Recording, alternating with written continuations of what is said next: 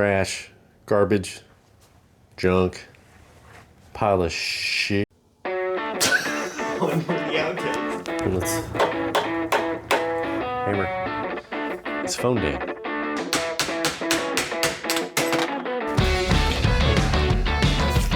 Can't get my punch out. Turntable day. Did I not say nerd alert?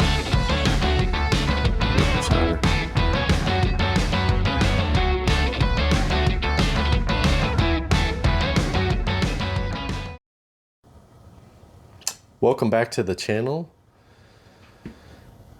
What day is it today?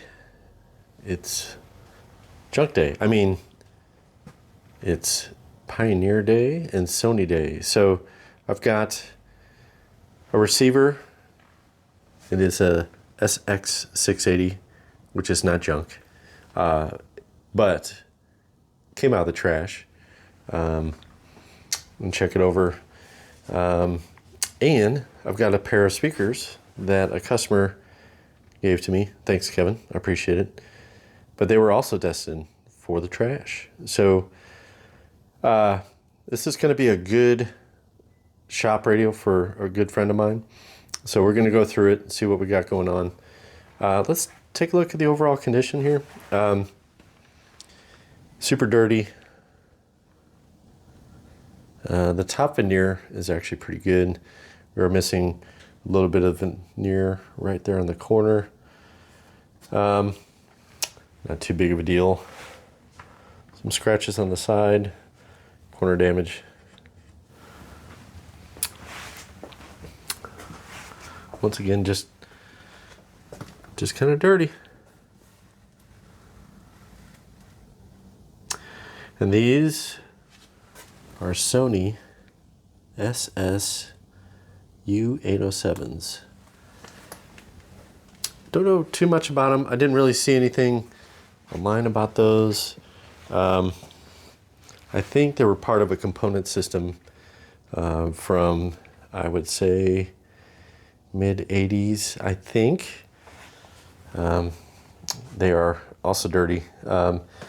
The bases are plastic. So, in a way, that really has preserved the bottom part of these cabinets. So, there are some rashes on it, of course. Down the corner is particle board, but all in all, not too bad. One of these has the cones kind of pushed in. So let's take a peek. All the speakers on this one had the cones pushed in, but looking at the foam surrounds, still pliable. Actually, that looks like a, it's not foam. It looks like some suspended canvas, or I'm not sure exactly what that's called, but so we don't have to do any refoaming, which is great. Let's take a look at this side. This is definitely the better of the two. We really look pretty good with the covers off. I'm sure they're going to do fine. Once again, this is going in a shop. One thing I'm concerned about is this guy. We're going to check it out, plug it in, clean it up, see if it works, all that good stuff. So let's throw that on the bench and we'll get started. All right, got this up on the bench. So a little history on this SX-680. This is part of the 80 series or X80 series. So this is actually in the line of the infamous 1980, which was the top of the line Pioneer at the time. Really, that's kind of the high water mark, I think, as a lot of people consider the era of the 70s. So it's produced between 1978 and 1980, retailed for $300, which if we mark that up for inflation, that's about $1,386. So this is the second from the bottom. There's a SX-680 as well, which actually drops from the 30 watts that this one has to 20 watts. And you saved a whopping $50 for that as well. So I think as far as the inputs, pretty much the same between the two. In the 80 series, the 980, excuse me, is a big difference between the 880 and down. So there was a significant difference in the chassis size, the type of output transistors or power packs, or the lower lines like these guys had kind of an IC-based MOSFET type transistor pack, which do fail from time to time. You can find them. You can find some Chinese-made ones for about $24, or you can find some nicer replacements for about $45 a piece. So, you know, I would imagine that this receiver in working condition would sell for about $300 to $400. So, based on what you have into the receiver with your initial purchase, you know, can kind of dictate how far you want to go with that. So, we're looking at 30 watts at 8 ohms with this guy. So, moving one step above this would be the 780, which added another $25 to the purchase price, which would have been about $1,500 in those days, which got you 45 watts per channel. Once again, very similar chassis, similar inputs. So, and then bumping up to that, the 1980, which was the top of the line of that year, we're looking at 270 watts per channel. So, big gap between this and that receiver. So pretty significant difference there. Now, retail price for that was about $1,300, $1,295, which in today's money would put you at almost $6,000. So, you know, we talk about not really having equipment nowadays that equals what they had in the 70s, but the price, if you actually take it into consideration, there are quite a few receivers that you can get that are pretty solid for $6,000 in today's money. So I think people back in the 70s, you know, you had one good stereo in the house, and I think some people chose to spend their money on that. So pretty amazing when we think about it. Now we have, you know, Bluetooth speakers, which are super cheap. I think even some of the higher end ones are, you know, $450. You know, that's really a quarter of what this would have cost in today's money, if you think about it. So, so we have 2 tape inputs. We've got one auxiliary, one phono, which I believe is moving magnet. We've got 2 speaker options. One of the cool things about the 80 series is it added VU meters pretty much across the line. So we got VU meters there on the left. And then we've got a nice little meter for our FM tuning. So earlier in the channel, we went through a SX-727, which was about the same watts. That was 35 or 37 watts per channel. So that is an early 70s model, where this one is towards the later end. A lot of different styling cues. This has amber lights that backlight a visible tuning array there. The early 70s had that blacked out front face with blue backlighting. So pretty different as far as the aesthetic between the two. I personally like the older versions with the dark faceplate, but that's personal preference on that. So, so there you have it. So first thing we're going to do is we're going to plug this in to a dim bulb tester. We're going to make sure that it's not shorted out. I've got my sacrificial junk surround sound speakers here that we're going to hook it up to. So let's see what we got. So got the dim bulb tester. So if you're not familiar with the dim bulb tester, what this does, it puts a light bulb, this is a 100-watt light bulb, in series with a component.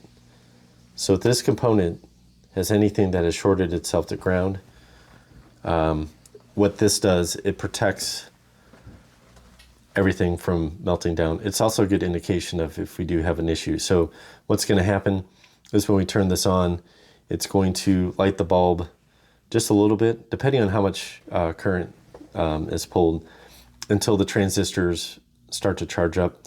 And then it showed dim to nothing. So a majority of the current is being used by the component itself.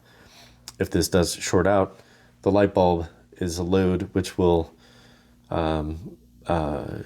make sure that current doesn't destroy something as we go. So got it all plugged up. Do I have the power on? The power is off.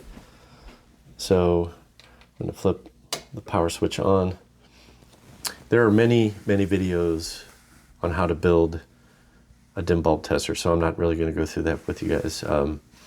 Just do a search, you should be able to find it. So I'm going to power on the unit. There we go. Okay, as you saw, it lit up just briefly and went out. If we look at the unit itself, it is powered on. So let's, I'm not super familiar with the way this layout is. Let's get some volume in there. I do not have an antenna on here, so hopefully I can get some kind of a signal here. We may have to come back here. Let's get some.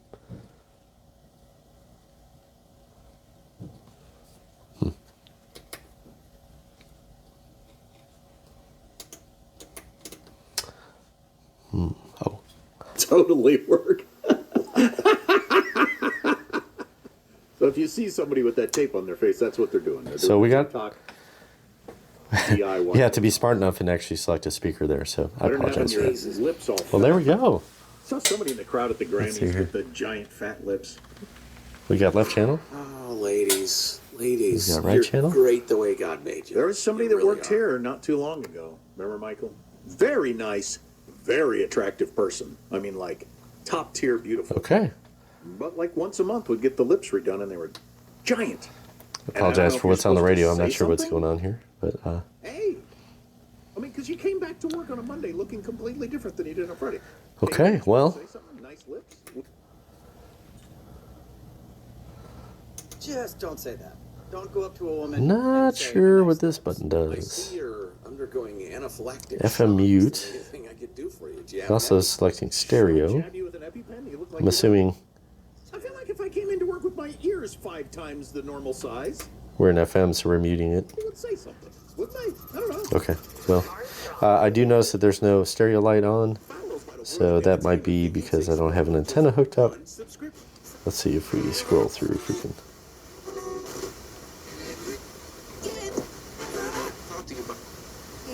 Yeah. Okay. Stand by. I'm going to connect an FM antenna to this. CSO.org. All right. So we are showing you a stereo signal. Let's try to. It's a theme that's given the opera modern-day resonance and has even inspired some productions in prisons around the country. Beethoven wrote no fewer than 4 overtures to the opera, the third of which you're about to hear. The Leonora Overture No. 3 outlines the plot of Fidelio, or Leonora, as it was originally titled. In general, I sort of see them as established and independent concert pieces. And the number 3 for me is the most perfect of the 4. Estonian conductor Paavo Järvi.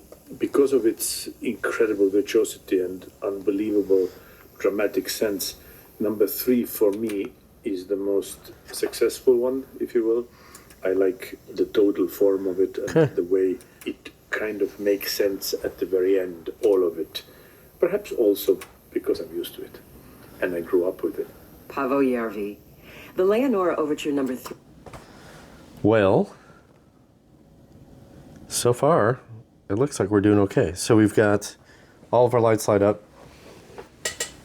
We do have stereo indication with a good signal. Even the pots aren't real scratchy. I'll tell you what, let's do one more thing before we say that. Let's go through. The Chicago There's some pop in there. Not a big deal.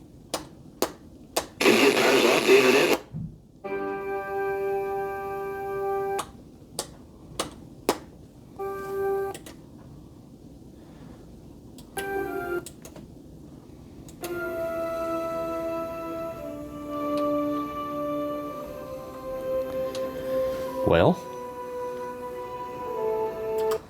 it's gonna be a short video.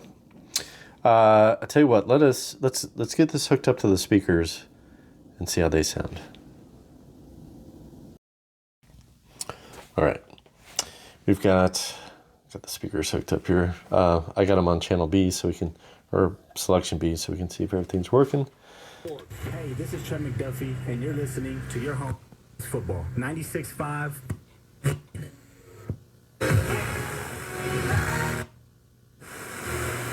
It's exactly how much taxpayers lost, but experts say it is likely to exceed $1 billion.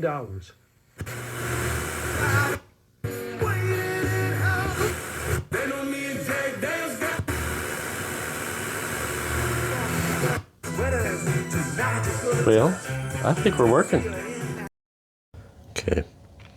Just kind of wanted to see what kind of goodies we had in here.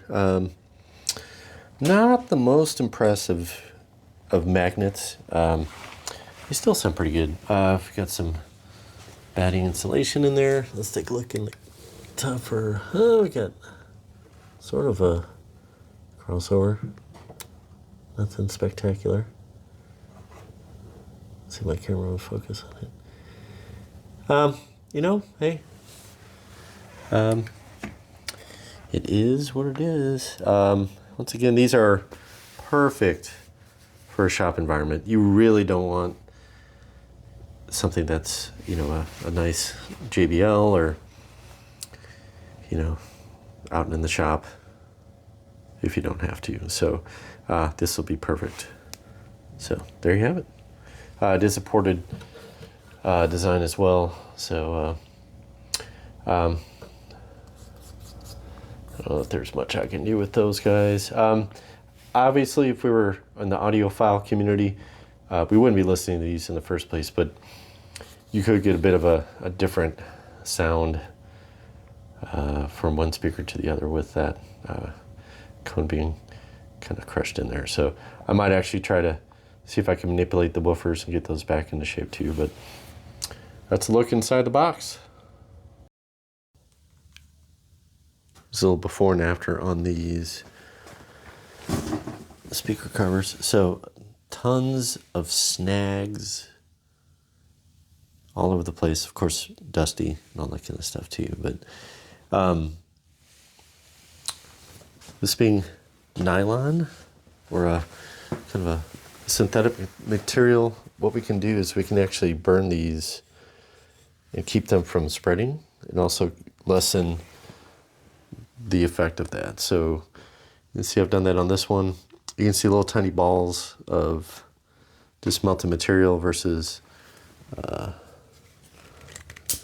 snags. So don't, be careful.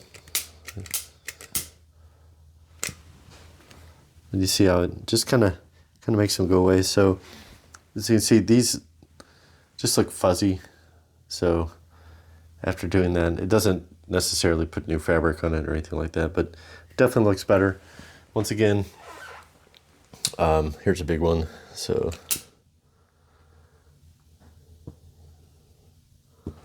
Just like so. That was a little too far. Gotta be a little careful. This one appears to be a little bit worse.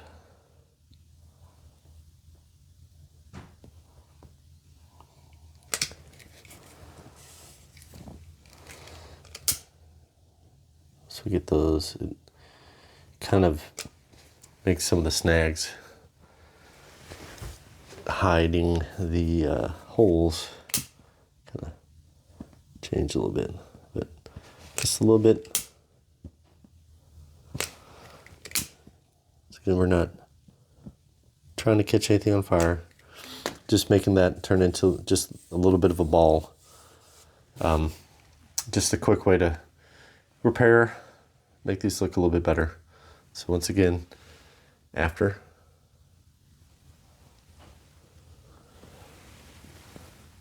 Before.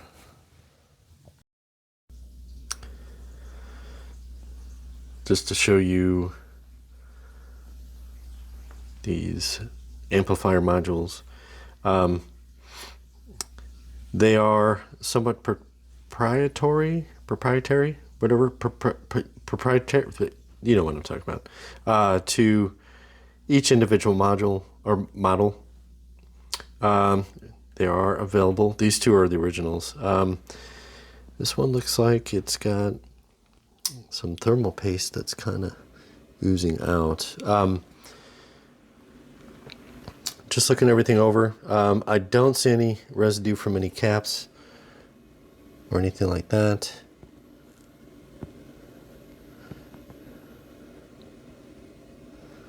So I think what we're going to do is we're going to get her cleaned up.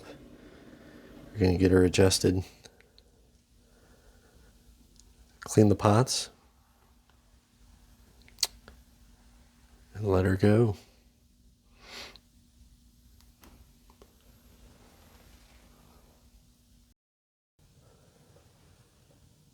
Well, here's the finished product.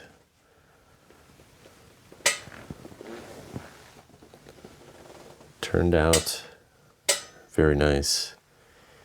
This came from a smoker. I did my best. The switches are still a little yellow.